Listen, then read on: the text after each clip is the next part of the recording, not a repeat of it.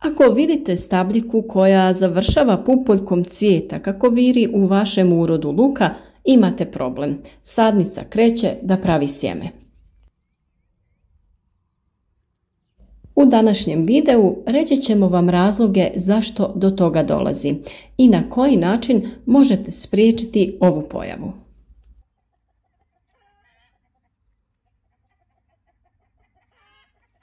Luk je naime dvogodišnja biljka koja se u prirodi razvija u prvoj godini, formirajući lišće i povećavajući lukovicu. U praksi skuplja snagu da bi potom formirao cvijet. Cvjetanje bi trebalo nastupiti nakon razdoblja mirovanja u proljeće naredne godine.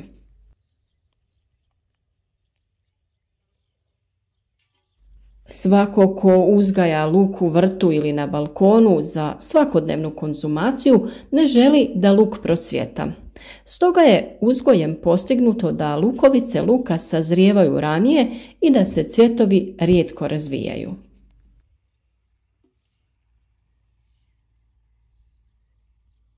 U vrtu se luk uzgaja godišnjim ciklusom. Sije se i bere nakon što se formira lukovica tokom razdoblja mirovanja bez čekanja na cvjetanje.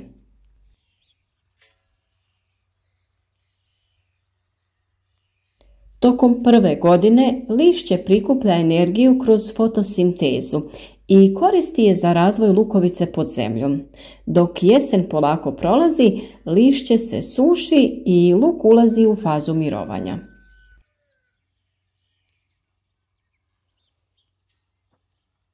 Luk obično beremo krajem njegove prve godine kada lišće počinje da žuti. Ali ako se ostavi u zemlji, lukovice će opstati tokom cijele zime, a na proljeće će ponovno da krenu novi listovi i novi korijen.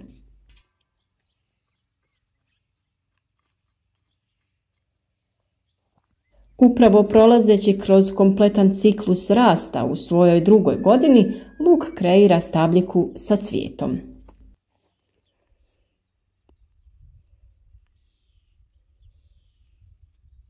Iako smo mi uradili sve kako treba, okopavali luk, plijevili korov, redovno zalijevali, malčirali kako bi biljke imale dovoljno vlažnosti, ipak nešto tu nije kako treba.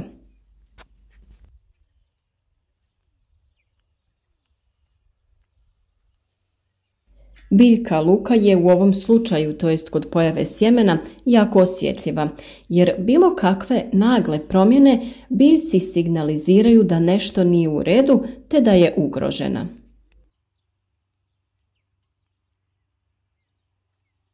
Ona kao obrambeni sistem ima tu fazu da krene stvarati sjeme, kako bi u tim vanrednim situacijama spasila svoju vrstu, to jest osigurala sjeme za narednu godinu.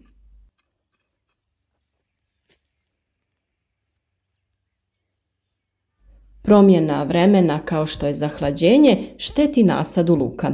Ako se vrijeme opet proljepša, a zatim lagano pređe u zimu, luk može da se zbuni i to da doživi kao da je prošao kroz još jednu rastuću sezonu.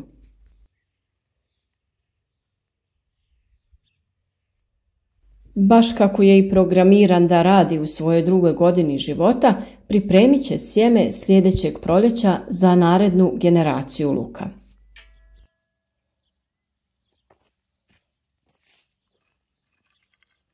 Postoji naime više različitih razloga zbog kojih se može dogoditi da biljka krene u cvjetanje. Najčešće su to razlozi koji mi ne možemo da kontroliramo, a to su vremenski uslovi.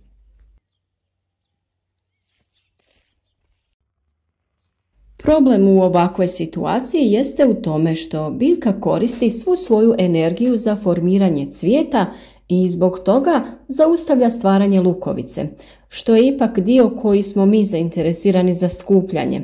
Iz tog razloga prerano cvjetanje kvari žetvu našeg luka.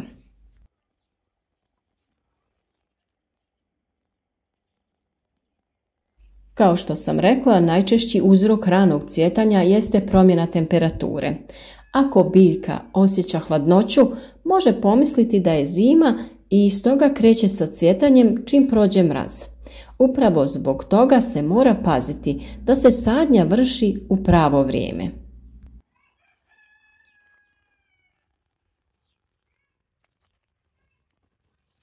Previše zalijevanja također može potaknuti i rano cvjetanje luka.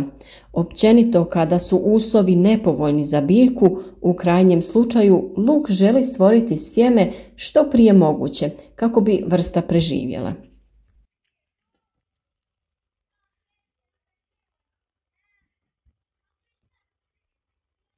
Sjetva iz kvalitetnog sjemena i presađivanje sadnica zahtijevaju dosta vremena i dosta brige, ali je manja vjerovatnost da će krenuti u sjeme.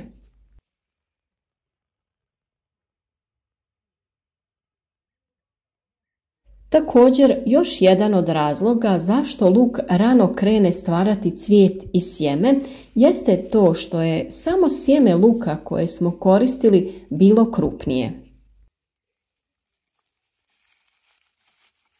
Iz tog razloga prilikom sadnje luka uvijek trebamo birati sitnije lukovice, a one krupne ukloniti.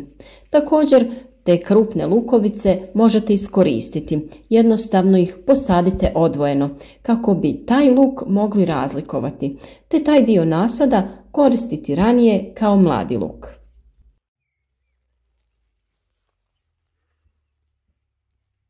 A šta se može učiniti kada se dogodi da luk procvjeta? Kada luk potpuno procvjeta, više se ništa ne može učiniti za spas lukovice.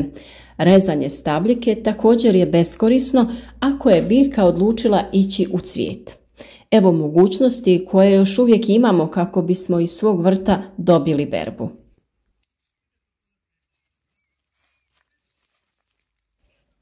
Pokupite i osušite lukovice kakve jesu čim ih vidite da su stvorile cvijet. Imat ćete mali i manje dobar luk od onog koji se bere u normalnim uslovima, ali uvijek je bolje to nego ništa.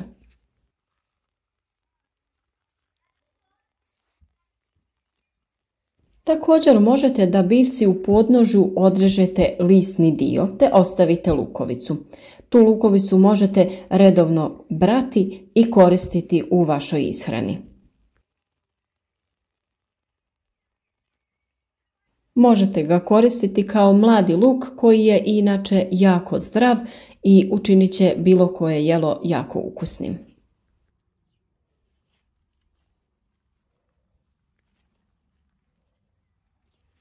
Također, ukoliko uočimo pupoljke u jako ranoj fazi, možemo da ih uklonimo jednostavno otkidajući ih sa listova.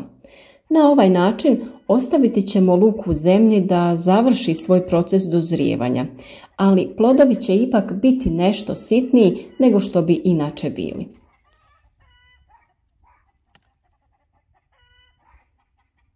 Vjerujem da u cijelom nasadu luka neće biti previše onog koji je krenuo da stvara cvijet, tako da šteta koja će se odraziti na količinu uroda neće biti velika. Jednostavno pređite kroz nasad luka i laganim pokretom otkinite sve pupoljke.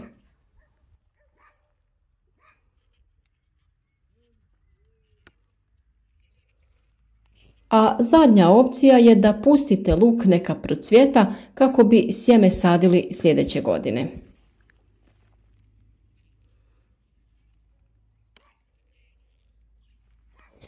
Ako je cvijet luka već potpuno otvoren, može se ukloniti cijela biljka luka jer sva snaga biljke tada se troši na formiranje cvijeta.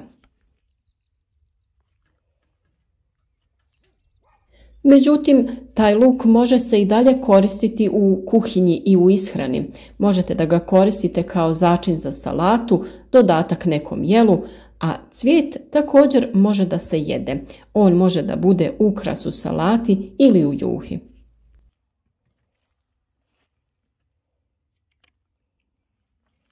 A kao neki zaključak, reći ćemo da su jedini načini da luk ne ode u sjeme ti da pazimo i odaberemo pravo vrijeme za sadnju luka, da biramo sitnije lukovice prilikom sadnje, redovno da zalijevamo, ali ne obilno, bilo kakve nagle promjene uzrokovat će ovakvo stanje kod luka. I svakako ono što je bitno da znate jeste da i taj luk možemo da koristimo u ishrani, samo će biti nešto sitniji.